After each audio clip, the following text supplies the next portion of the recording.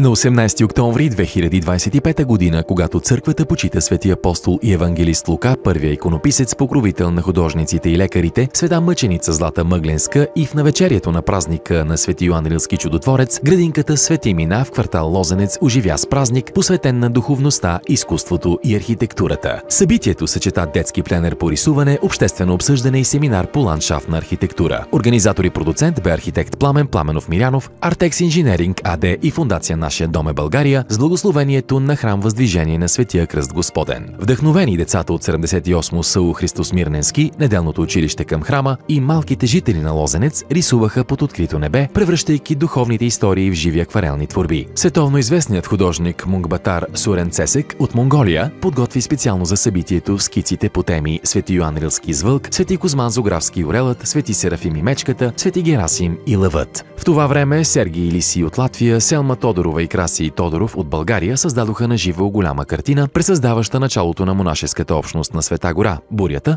отклонила кораба на Пресвета Богородица и довела до слизането и на този свещен полуостров. Жури оцени и отличи творбите, а архитект Пламен Пламенов Мирянов лично връчи награди на победителите – икони. Паралелно с това се проведе и професионален семинар и работилница за обновяване на пространството с гост-лектори Матю Франц, директор на FSDC Collective Мадрид, архитект Добромира Лулчева, директор на Landscape Design Studio София и професор доктор архитект Атанас Ковачев, декан на факултета по ландшафтна архитектура при Лесотехническия университет. Студенти от Университета по архитектура, строителство и геодезия и Лесотехническия университет представиха свои идейни проекти, последвани от обществено обсъждане с жителите на квартала. Денят завърши с творческа скица-работилница, в която се включиха всички, обединени от идеята за по-красива, зелена и духовна градина Свети Мина.